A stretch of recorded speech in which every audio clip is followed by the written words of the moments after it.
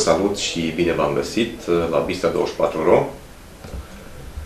Ne-am gândit să facem o sinteză a celor mai importante știri, sau cel puțin în perspectiva noastră, a celor mai importante știri ale săptămânii. Sau știrile care vizează anumite evenimente, sau știrile mai fun, știrile care ne descretesc funcțiile, sau știrile care ne afectează într-un mod sau altul.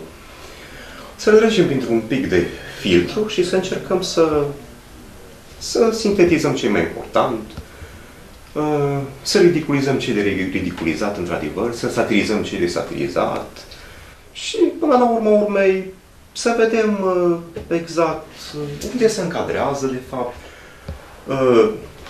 cum prezentăm o știre, ce contează și așa mai departe. Important este să găsim o soluție interesantă în care să putem să tragem niște concluzii, atât pentru noi cât și pentru ceilalți, care să ne lase cu un gust plăcut și totuși să ne facă să reflectăm puțin la ce se întâmplă în general, pentru că, într-adevăr, dacă știrile sunt doar seci scrise pe hârtie și doar din punct de vedere electronic sau doar tipărite, nu atrag foarte multă atenție, așa că mai bine ca cineva să le prelucreze sau să le prelucrăm împreună și să încercăm să ajungem la un fel de discuție deschisă, chiar pe site-ul nostru, pe forumuri, pe bloguri, unde să putem analiza liber problema pe care o atacăm. Cu praștea noastră, cu lunetă.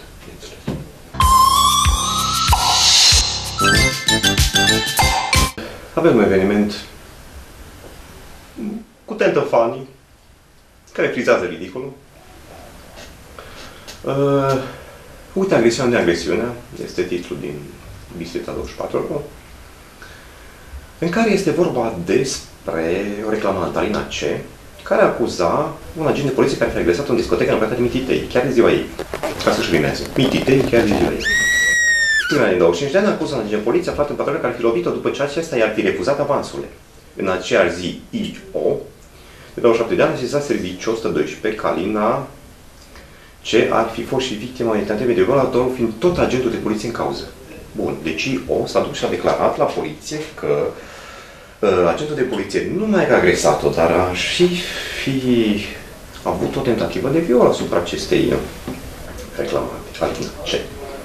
Bun. Partea a doua. Știrea este, declarația martorilor și verificări efectuate nu au confirmat varianta lui I.O. Acesta fiind sancționat contravențional pentru arătare nejustificată autorităților. Și Alina C. și-a schimbat declarație precizând că la momentul discuțiilor cu cei doi polițiști consumase băuturi alcoolice și este posibil să fie nevat. Aceasta mai subțire că nu a fost lovită niciun polițist și că nu dorește să se continue cercetările. Deci, să rezumăm. Beata fată, nu? Reclamă că de ziua ei, în Mititei, la discotecă, a fost agresată de un domn polițist în uniformă, organul în cauză ar fi vrut să o violeze și să a agresat-o pe pan. Bun. I.O., care I.O. este I.O., mai mult nu se spune, a sesizat serviciul omului că de fapt ar fi fost într-adevăr Alina, acum nu știu dacă a fost martor la fața lor sau așa, dar ar fi fost victima unei tentative de viol și tentative de viol, autorul fiind tot agentul de poliție care reclama și fata. Băi, trebuie să fim serioși, polițistul e polițist, da? El nu face de-astea, băi, deci că oricum polițistul e oameni, nu? Și fetele drăguțe și nu ne putem abține. Deci, chiar dacă e polițist și are mână legea, în mâna cealaltă are dorința, deci polițistul asta e. Bun. Dintr-o dată acest I.O. a fost sancționat contravențional pentru alertare nejustificată a autorităților. Deci ăsta, omul de nebun, pe situații de criză, omul nu are de mâncare, știu ce probleme are. Deci omul ăsta fiind stresat, presat de evenimentele actuale, fiind într-o criză continuă de popularitate, într-o criză de identitate, ca asta așa, a simțit nevoia să dea telefonul la 112 să spună că o tânără este agresată de un polițist. De nebun, așa, riscând chiar o corecție contravențională care s-a și aplicat. Alina C. brusc și-a dat seama că, de fapt, a consumat băuturi alcoolice, nu știu în ce stare de ebrietate era, euforie banică, deci a consumat băuturi alcoolice și și că este posibil să se fie enervat. Când? S-a enervat că a consumat băuturi alcoolice? La momentul discuției cu cei doi polițiști. Polițiștii unde era? Alina ce căuta? Unde s-a aflat Alina? Unde s-a aflat polițiști? Nu? S-au întâlnit la mijlocul drumului. Sau la mijlocul drumului, dintre pupitru, unde se dau dedicațiile, și intrarea în discoteca din Mititei, chiar de ziua ei. Deci undeva fata s-a întâlnit cu polițiștii, fata era băută. Și pentru că era băută și polițiștii au venit acolo văzând, ea două organe în fața ei, organe de control, fata s-a enervat teribil. Cum adică? Adică, băi, vine organul la mine, știi? Și când a văzut organele acolo, fața s-a enervat, a declarat că de fapt n-a fost lovită. Deci fata s-a enervat puternic, era băută, s-a enervat când a văzut organele și a declarat că n-a fost agresată și nici lovită de organe. Deci cam asta este o ultimă, un verdict după declarații martorilor, atenție, și verificările efectuate. Verificările efectuate unde, ce, cum, în fine.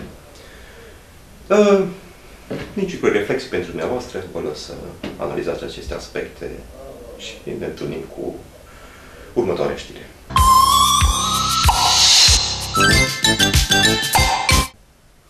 Să vorbim despre gropile de gunoi. În fine, despre ce putem vorbi la noi momentan. Să zice așa, firma care se ocupa de groapa de gunoi la Bistrița a luat în vizor de DNA. Caracatița DNA ajunge din nou la Bistrița. Caracatița DNA. Deci Caracatița, eu înțelegeam că e o analogie făcută la ceva mafiot. DNA-ul trebuie să fie ceva care, da, e mafioții, nu? Deci, care omoară mafia, să fie la Caracatiță. În fine, eventual brațul lung al DNA-ului, alege, nu Caracatiță. În fine. De data aceasta a luat în vizor groapa de gunoi și firmele care se ocupă de ea. Procurorii Direcției Naționale de Corupție au permanent sediul din Cluj-Napoca, al firmei KBB, interesant nume, Economic SRL, firmă care în 2008 îl avea printre acționari pe deputată Sulfina Barbu și Silvia Ionescu, comisar general al Grăzii Media, au observat că pe toate femeile care sunt în general le cheamă Norica, Sulfina, de obicei cineva care e suspus, o cheamă Sulfina sau Crin sau tot felul de minuni de genul ăsta, fără să faci nicio referire specială. Așa. Bun. Să vedem ce ar mai fi important aici. Da, de la sediul societății, procuratorul a ridicat mai multe documente privind licitația pentru construcția gropii ecologice de gunoi, organizată de Consiliul Județean Bistrița. Aici e vorba de Bistrița de noi. În valoare de aproximativ 155 de milioane de lei. Contractul în cauză a fost semnat pe 25 mai 2009, iar investiția a trebuit finalizată până 24 noiembrie 2011. A fost luată în vizor și groapa ecologică de gunoi Pata Rât din Cluj-Napoca. Whatever. Bun. Deci problema e în felul următor.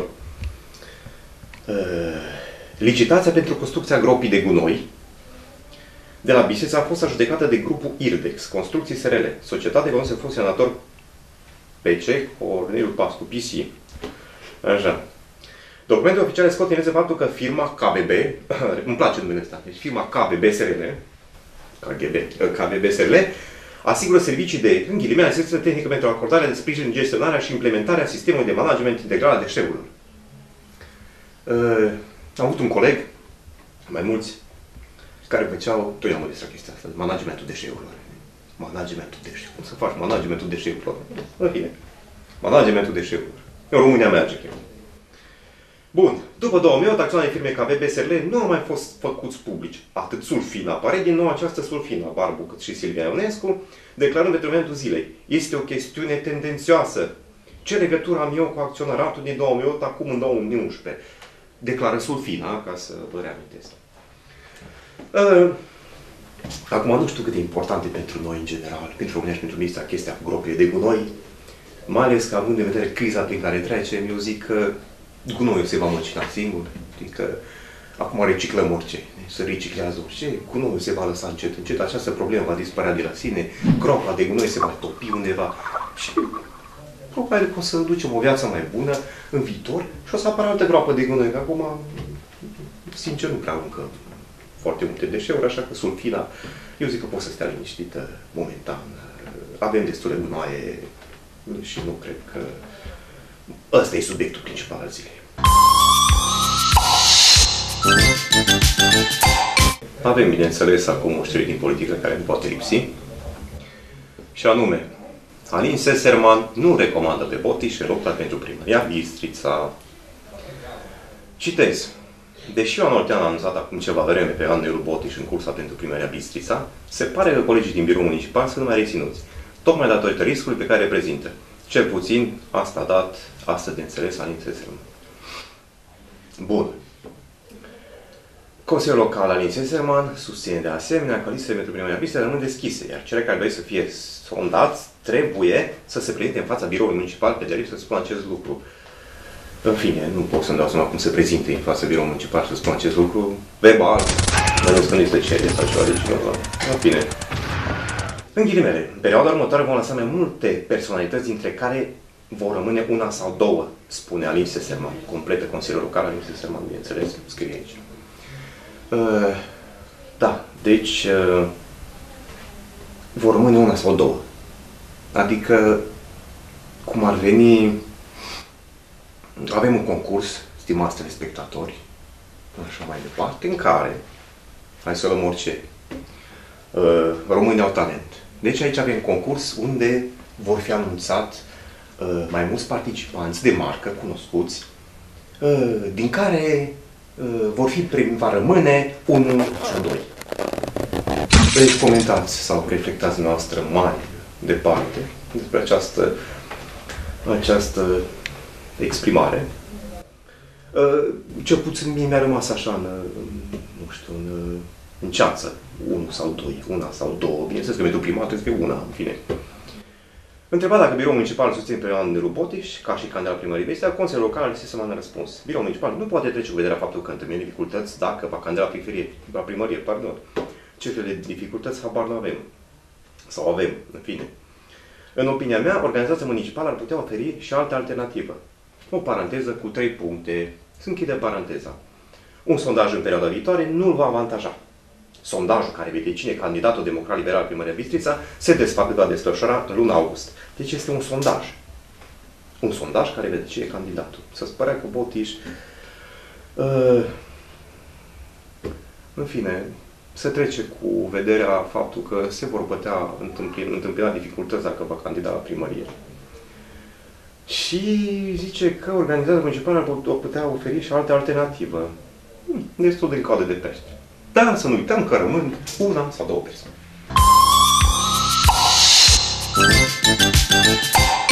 Bistrițeni, Sprache în zi de aici. Am spus bine, nu?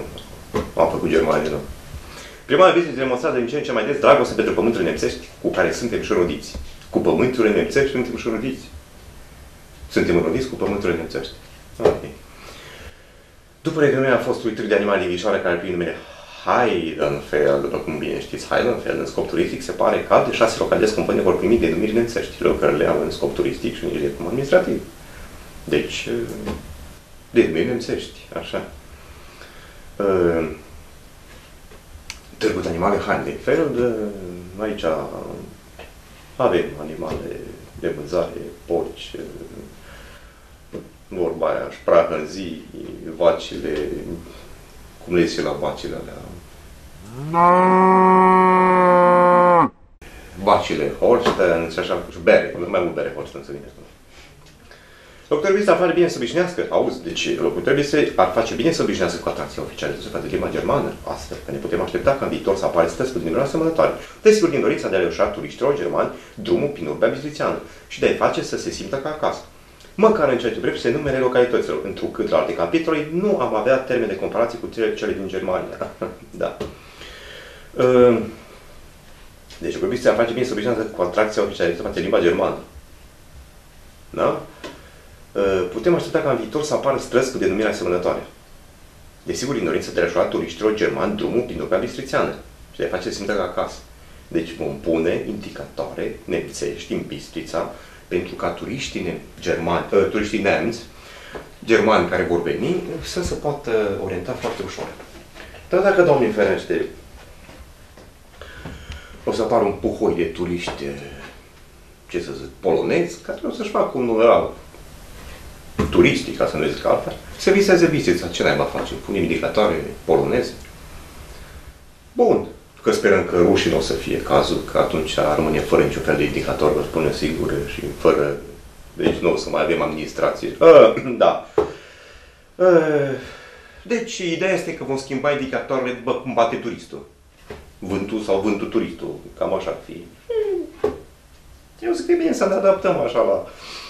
Dar cel mai bine, deci ca propunere, ca idee, ar fi să avem un indicator multilingv, în care să fie mai multe limbi de circulație internațională, printre care, exact cum este la Microsoft. O să avem și Burundi, o să avem și, eu știu ce, hindi și așa mai departe, și le schimbăm în funcție de turist. Deci vine turistul, să schimbă aia, ori o schimbăm electronic după senzori, cum vorbește ăla, să schimbă asta ca la iPhone. Sau dacă nu este un responsabil, că așa și la primărie mai sunt posturi și așa mulți în vârf hârtie degeaba pe acolo, aia știe toată lumea, n-are niciun rost să mai ne ascundem. Unul care în timp ce mai învârte o hârtie, schimbă la turist acolo limba. Să vadă omul, nu poți să știi unde e primăria, să știi unde e terasa lui Găban, să știe și omul unde e centru, unde să vând bijuterii, nu, unde e stadionul, așa, unde să mănâncă cârnăciori mici, unde să bea bere, în gară, mai ieftină dacă... Dar să știe omul unde să orienteze. Da, această propunere, să știți că nu este greu de aruncat, așa că vom trece la indicatoarele multilingve pentru ajutorul turiștilor de seamă care vin să contribuie la mișcarea turistică și financiară a micării noastre urbi.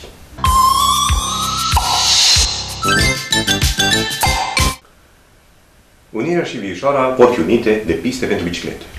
Bun, nu e rău. Eu sunt un fan al ciclismului.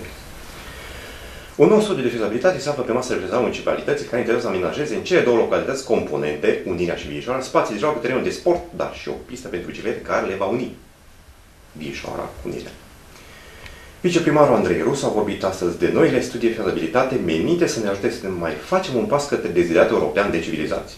Da, aici are dreptate. Unul dintre ele vizează o pistă de biciclete care nu știu o componente Unirea și Viișoara. Da, are dreptate. Între cele două componente se ia în calcul și amenajarea unui spații de joacă și terenul de sport. Momentan proiectele sunt la stadiul de studiu de fezabilitate.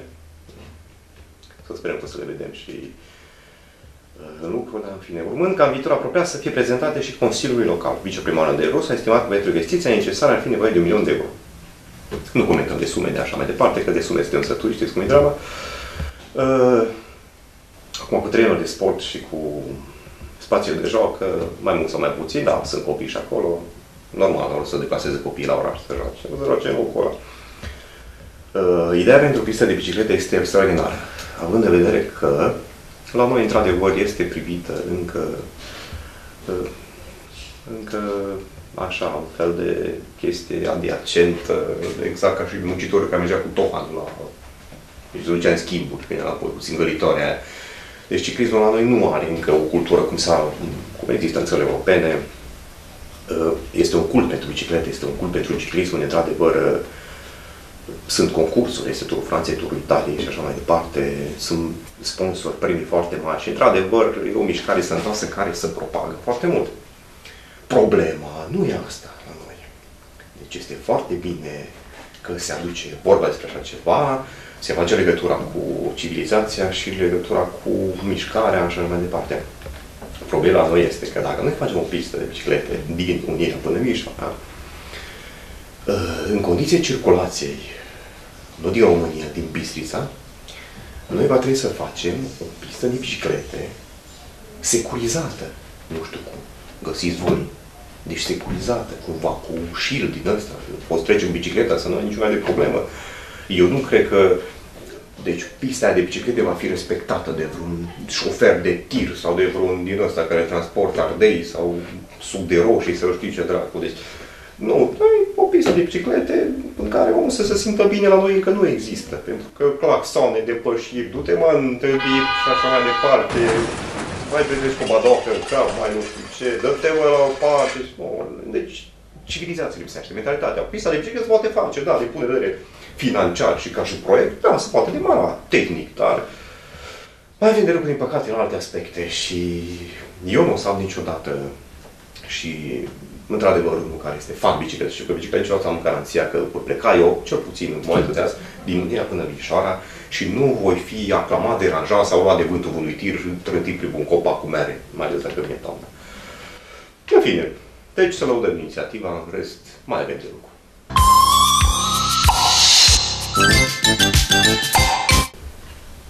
Că Sami spune din nou lucruri trăznite, știm. Acum să vedem ce lucruri trăznite spune Sami. Școala la un pas de termen, dascălii își îndreaptă atenția, încep știrea, spre activități mai mult sau mai puțin recreative. Este și cazul lui Samuel Coman, liderul tinerilor liberal, care a terminat cu campania electorală în grupul școlar agricol. Și a îndreptat atenția asupra lucrurilor mai mult sau mai puțin practice. Sami continuă să spună lucruri trăznite, de aceasta nu la catedră, ci la conferință liberală, unde își expune cu mândrie punctele de vedere la care a meditat intens, probabil, când trebuia să-și învețe elevii despre Freud. Introspecții, piramidele nevoilor umane și alte nimicuri. Acum, aș avea o mică paranteză aici. Piramidele nevoilor umane, piramidele lui Maslow și așa mai departe, Freud nu sunt nimicuri, dar depinde cum le prezinți. Dacă prezinți la stilul cafeau de 2 tăci, da, sunt nimicuri. Dacă stai să analizezi cum trebuie, totuși Freud a avut o importanță destul de mare în, știți voi, psihoanaliză și așa mai departe. Și piramida lui Maslow este studiul de bază de economie. Da, nu asta discutăm noi acum. De curând a venit ideea să securizeze școlii, evident, în cadrul grandiosului 10 pentru Bistrița. Problema e că școlile sunt deja securizate, licenii fiind scutiți de soarta care tânăr penelist a avut-o în liceu și care l-a motivat să vină cu ideea aceasta deja până în practică, spuse el. Zise Sami, eram buzunăriți în curtea școlii și luam șuturi în fund. Fiecare cu viața lui, cu problemele lui. Eu, să spun, e o chestie relativă și o chestie subiectivă. Eu n-am avut probleme de genul ăsta. Nu mi s-a luat nimic din buzunar. Nici nu aveam prea mult. Jucam rișcă, nici chestii de genul ăsta. Șuturi în fund luam, dar din alte motive. Nu că... Deci buzunăreala merge la pachet cu șutul în fund. Eu nu aveam treabă. Eu luam șuturi în fund în alte motive. Sau eu știu ce naiba făcea. Buzănitul mai puțin. Cred că odată mi s-a furat o jumătate de cor, dar nu sigur. Bine, ce am zis la ăla nu contează, în fine. Așa. Țineți-vă respirația, vă rog frumos. Domnul Coman a venit azi cu 5 idei fenomenale, dintre care 3 deja au fost prezentate de alții. Vă place cum sună, nu? Deci să recitim. Domnul Coman a venit azi cu 5 idei fenomenale, dintre care 3 au fost deja prezentate de alții. Înainte, bănuiesc, nu? Așa ar trebui să fie. Una dintre ele viza o pistă de atletism în jurul bazinului strandului municipal pe care, pe asta chiar vrea să o vedem pusă în practică, de dragul ridicolor și amuzăminte creat, într-adevăr, și articolul ridiculizează puțin această chestie, nu înțeleg de ce, deci lumea e un pic caustică, răutăcioasă. Deci nu văd de ce să fie. Nu stă bine o pistă de atletism lângă strandul, dar nu-i frumos. E minunat. Fuge omul, fuge, nu se împiedică, cade în apă. Și mi se pare, plus că e mic, știi, nu-i ca tura de stadion, nu? Câte ture ai făcut? 10. 10 ture, bă, de pistă, știi? Nu zici ce pistă, că te-ai dus tu la strand și ai făcut acolo. Mai te împiedici de un copil, mai pici în nas, te împiedici de o minge. E niște chestii interesante, știi, tribuna acolo, nu? Îl vezi pe ăla cu pieptul, fuge acolo, știu. Fiecare se poate, e chestie liberă. Mai luneci, mai bănuiesc că e pistă de tartan, nu să fie, cred că nu fugi pe nebuneala de marmură, că acolo am luat eu la trâns de plan cu genunchi umflați. Da, interesant. Dar mai interesant era o pistă de ciclism în jurul strandului și cu un pod așa, într-un capăt altuia, unde veneau bicicletele, treceau pe pod, te mai poți opri, te uiți la notătoare, la notători. E destul de interesant, nu? Că sau o pistă de ATV-uri, că totuși o pistă de ATV-uri cu roțile prind și pe greu ăsta, pe malul nu prind, poți să faci curbe cu frână de mână, destul de interesant. Nu? În fine, așteptăm materializarea acestui proiect fenomenal și abia aștept să fac picioare și să alerg pe această pistă minunifică din jurul strandului.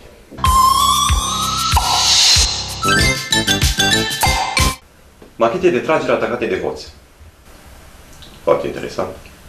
Și că doi cetățeni rusi de jos Vasile Gâte, de Orțenia și Ovedugă, am zis cu Gâte, de 13 ani. Deci kinderi. Kinder anual, ăsta de 23, destul de mare. Au intrat aseară când încă nici nu se întunecase bine. În poligon automatizat de tragere, deci avea de gând să intre pe timp de noapte, mai vrea da de la Beclean. Când armați cu un atelaj hipo, pentru cine știe, cu căruță, cu cai, și bani dezmembrat machetele de tragere în incita poligonului. Dar și că cei doi nu au scăpat, fiind surprinși de către forțe de ordine în jurul 21-15. Așa, nu au fost dați să-l participe captura, infractorul a primit în schimbul faptelor câte un dosar penal scurt viz la secția de poliție cu care a putea colabora, la. Bun. Dacă o să de tentativă de furt se concretizează. Deci cei doi nu au scăpat. Pentru că au fost surprinși de către forțele de ordine. Eu zic că e bine că nu au fost surprinși de glonți. Bineînțeles, dacă fură machetele de tragere. Acum problema e că oamenii ăștia își fac așa un fel de schemă, știi, un fel de orar în calendar, să știi exact când sunt tragerile, când se trage cu citit de glonțe, unde se trage, dai seama, nu pot să duc oamenii așa să lovească glonțul pe la spate, că atunci. Destul de ciudat să intri în poligon, să furi așa ceva, mă gândesc să nu cumva să treacă la țintele pentru tancuri sau eu știu, sau machetele de tragere din avion, sau eu știu ce alte pentru lunetiști, că ea nu-i văd, îți duce departe, așa. Eu zic să se reprofileze oamenii pe alte machete, dacă le plac machetele.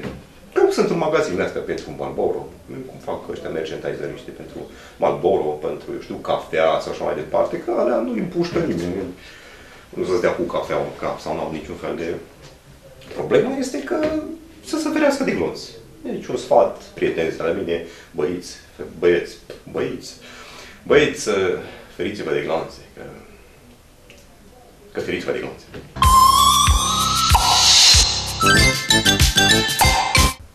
Cam acestea au fost astăzi minunatele noastre știri. Da, într-adevăr, ne-a lăsat cu un zâmbet, cum era mai de multe emisiuni, un zâmbet pe 16 mm. Și să ne întâlnim data viitoare cu aceleași bombonele interesante, mai cu frișcă, mai fără frișcă, mai colorate, mai puțin colorate, pe care să le putem analiza împreună. Și într-adevăr, să le mai buchisim și să le mai pleznim puțin peste poponesc, dacă nu pot permite o asemenea expresie, împreună cu voi pe Bicicleta 24 Ro. La revedere!